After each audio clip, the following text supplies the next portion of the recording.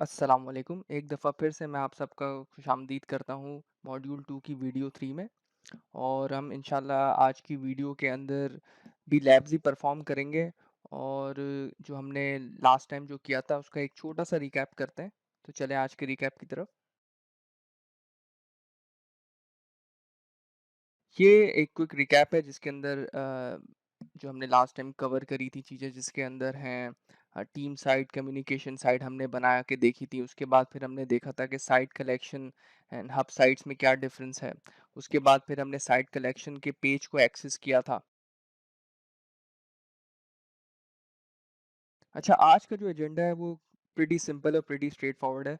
और इसके अंदर जो हम जो चीज़ें करने जाएँगे उसके अंदर ये है कि जो हमने लास्ट टाइम साइट्स को जो क्रिएट किया था उसको डिलीट करेंगे। डिलीट करने के बाद फिर रीस्टोर करेंगे। ठीक है, वो मैं आपको बताऊँगा कि किस तरह हम ये 2 चीज़ें परफ़ॉर्म करेंगे। उसके बाद फिर हम कुछ पॉलिसीज़ देखेंगे, जो माइक्रोसॉफ्ट हमें बताता है रिगार्डिंग डिलीटिंग और रिस्टोरिंग साइट्स के हवाले से, वो भी इंशाल्लाह आज कवर करेंगे। सो चलते हैं हम लैब्स की जानिब। सो जनाब, हमने ऑफ़िस 365 का जो पोर्टल है वो लॉगिन कर लिया है। अब हम शेयरपॉइंट एडमिन सेंटर को एक्सेस करेंगे। उसके लिए हमें एडमिन सेंटर पे पहले जाना पड़ेगा। मेन एडमिन सेंटर पे आने के बाद फिर हम यहाँ पे शेयर पॉइंट का जो एडमिन सेंटर है वहाँ पे मूव करेंगे। सो जैसे कि आप देख सकते हैं कि शेयर पॉइंट एडमिन सेंटर हमारे पास ओपन हो चुका है। अब हम यहाँ पे आते हैं साइट्स पे। और जो हमने लास्ट जो साइट्स बनाई हैं वो एक्टिव साइट्स के अंदर आ जाती हैं। जितनी भी जो हमारी साइट जो हम क्रिएट करते हैं जो अप एंड रनिंग होती है वो एक्टिव साइट्स के अंदर होती हैं। सो आप देख सकते हैं कि जो हमने लास्ट टाइम क्रिएट करी थी उनमें से एक ह्यूमन रिसोर्स की साइट थी और एक सेल्स डिपार्टमेंट था। सो आए इसको हम डिलीट करते हैं एक एक करके वन बाय वन। एचआर पे हम सेलेक्ट करते हैं और यहाँ पे ये हमें डिलीट का ऑप्शन देता है। अच्छा, ये यहाँ पे पूछ रहा है कि क्योंकि इसके साथ जितने भी जो ग्रुप्स बने हैं बैकएंड पे वो सारे ही डिलीट होंगे। सो हम इसको चेक लगाते हैं और डिलीट कर देते हैं। सो जैसे कि आपने देखा कि साइट डिलीट हो चुकी है। और इसी तरह हम सेल्स डिपार्टमेंट वाली साइट को भी डिलीट करते हैं। अच्छा जी, यहाँ पे आपसे देखें ये चीज़ पूछ रहा है कि if you delete this site user won't be able to access it.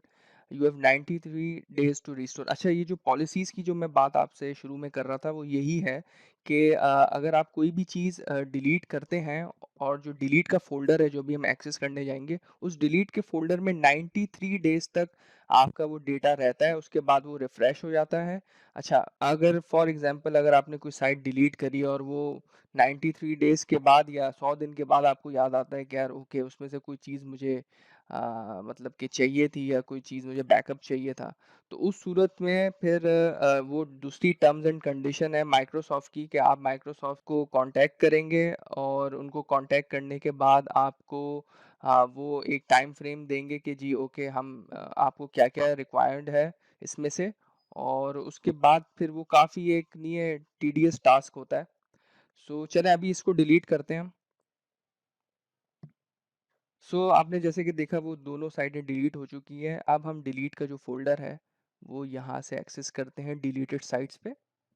और डिलीटेड साइट्स पे आप देख सकते हैं कि ये 2 साइटें हमारे पास आ गई जो हमने डिलीट करी हैं। ठीक है, अब इस फ़ोल्डर को हम और जो इस ये जो ऑप्शन है इसको हम परमानेंटली डिलीट भी कर सकते हैं। जो ये साइट्स का जो यहाँ पे इन्फॉर्मेशन है कि आप फॉर एग्ज़ाम्पल ये इसी तरह है कि आपने कोई ईमेल को अपने डिलीट फ़ोल्डर में डाला और डिलीट फ़ोल्डर को क्लीन करना चाहते हैं, तो वो भी हम कर सकते हैं। लेकिन ये बेस्ट प्रैक्टिस नहीं होती है कि आप हर चीज़ ही क्लीन करें, क्योंकि कुछ डेटा ऐसा होता है कि जो आप for a time being inactive करते हैं, क्योंकि कभी-कभार आपको साइट इनएक्टिव भी करनी होती है। सो उस सूरत में भी इसका सहारा लिया जाता है। सो अगर हम चाहें यहाँ से तो हम इसको परमानेंटली डिलीट कर दें, लेकिन अभी हमारा एजेंडा है नहीं, अभी हम इसको रीस्टोर करेंगे। अच्छा, रीस्टोर करने से पहले मैं आप लोग को एक चीज़ बताना चाहूँगा कि आप लोग को लास्ट वीडियो अगर आपने हमारी देखी है, अगर नहीं देखी तो देख लें। उसके अंदर हमने ह्यूमन रिसोर्स की जब हम टीम साइट क्रिएट कर रहे थे उस वक़्त हमने एक एडिशनल ओनर जो एडिशनल यूज़र था उसको एज़ ओनर के तौर पे हमने असाइन किया था। तो अब एक काम करते हैं, इस ह्यूमन रिसोर्स की साइट को डिलीट देखें। अब जैसे ही हम इस पे सेलेक्ट करेंगे यहाँ पे ये जो ऑप्शन है ये चला गया है।